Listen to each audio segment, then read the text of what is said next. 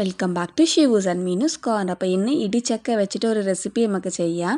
ഇത് തമിഴ്നാട് സ്പെഷ്യൽ ഇടിച്ചക്ക മസാല ആണ്. അപ്പോൾ നമ്മൾ വീഡിയോയിലേക്ക് പോകാം. ഇപ്പോൾ ഇടിച്ചക്ക നമ്മൾ തോലൊക്കെ കളഞ്ഞിട്ട് നല്ല ചെറുതായിട്ട് ഈ സൈസിൽ നമുക്ക് ഒന്ന് കട്ട് ചെയ്ത് അത് നമുക്കൊന്ന് വൃത്തിയാക്കി കഴുകിയെടുത്തു. ഇനി നമുക്കിത് വേറൊരു പാത്രത്തിലേക്ക് ഇടാം.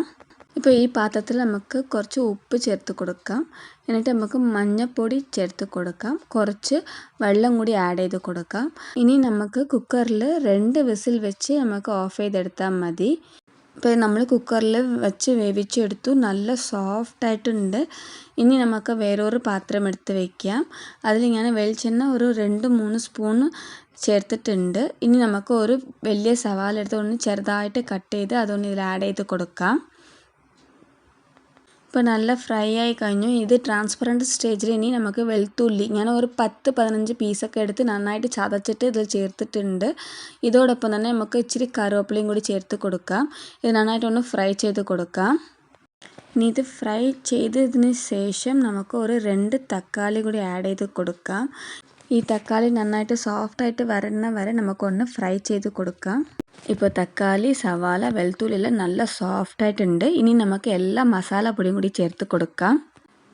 ഞാൻ സാമ്പാർ പൊടി 2 സ്പൂൺ ചേർത്ത് കൊടുക്കുന്നുണ്ട്. പിന്നെ മുളക് പൊടി, ജീരകപ്പൊടി, പിന്നെ പെരുംജീരകപ്പൊടിൻ്റെ ഒക്കെ ഈച്ച് 1 ടീസ്പൂൺ ചേർത്ത് കൊടുക്കുന്നുണ്ട്. മഞ്ഞൾ മാത്രം നമുക്ക് 1/2 ടീസ്പൂൺ ചേർത്ത് കൊടുക്കാം. നമ്മൾ ആൾറെഡി തന്നെ ഇടിച്ചക്കയിൽ ചേർത്ത് കൊടുത്തതുകൊണ്ട് നമുക്ക് കുറച്ച് ചേർത്താൽ മതി. ഇനി അടുത്ത് കാശ്മീരി റെഡ് ചില്ലി പൗഡർ നമുക്ക് 1 ടീസ്പൂൺ ചേർത്ത് കൊടുക്കാം. ഇത് കളറിന് വേണ്ടിയിട്ടാണ്. ഇനി അടുത്ത് നമുക്ക് ടേസ്റ്റ് അനുസരിച്ച് നമുക്ക് ഉപ്പും ചേർത്ത് കൊടുക്കാം. നിങ്ങൾക്ക് ഉപ്പ് കുറവാണോ കൂടുതലാണോ എങ്ങനെയാണ് വേണ്ടത് അതുപോലെ നമുക്ക് ആഡ് ചെയ്ത് കൊടുക്കാം. നമ്മൾ ആഡ് ചെയ്ത് കൊടുത്ത മസാലാസ് എല്ലാം ഈ എണ്ണയിൽ നന്നായിട്ട് ഫ്രൈ ആയിട്ടുണ്ട്. ഈ സമയം നമുക്ക് ഒരു 1/2 കപ്പ് വെള്ളം ചേർത്ത് കൊടുക്കാം. ഇനി ചേർത്ത് കൊടുത്ത വെള്ളം നന്നായിട്ട് തിളപ്പിച്ച് വരണം. തിളപ്പിച്ചതിന് ശേഷം നമുക്ക് നോക്കാം. ഇപ്പോൾ ഈ മസാലാസൊക്കെ നല്ല ബോയിലായിട്ടുണ്ട്. ഇനി നമുക്ക് ഇടിച്ചക്ക നമ്മൾ ബോയിൽ ചെയ്ത് വെച്ചല്ലോ അത് നമുക്ക് ചേർത്ത് കൊടുക്കാം. ബോയിൽ ചെയ്ത് വെച്ചതിൽ ബോയിലിൻ്റെ വാട്ടർ വേണ്ട, നമ്മളുടെ ഇടിച്ചക്ക മാത്രം നമുക്ക് ചേർത്ത് കൊടുത്താൽ മതി. ഇതെന്താണെന്ന് വെച്ചാൽ ഇടിച്ചക്ക കുറച്ച് ഗ്യാസാണ്.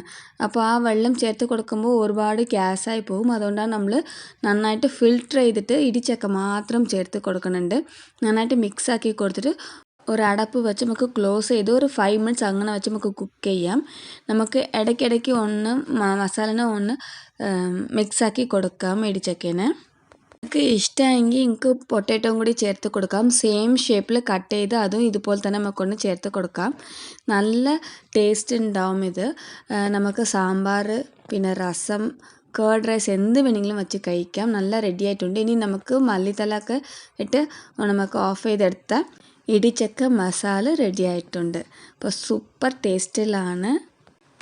ടടാൻ, ഇത് തമിഴ്നാട് സ്റ്റൈൽ ഇടിച്ചക്ക മസാല റെഡി ആയിട്ടുണ്ട്. നിങ്ങൾക്ക് ഈ വീഡിയോ ഇഷ്ടമെങ്കിൽ ഒന്ന് ലൈക്ക് ചെയ്യുക, ഷെയർ ചെയ്യുക, കമൻറ്റ് ചെയ്യുക. ആദ്യമായിട്ട് കാണുകയാണെങ്കിൽ ഒന്ന് സബ്സ്ക്രൈബ് ചെയ്യുക. എന്തായാലും നിങ്ങൾ ഈ ഇടിച്ചക്ക മസാല തീർച്ചയായിട്ടും ചെയ്ത് നോക്കണം. Thanks for watching.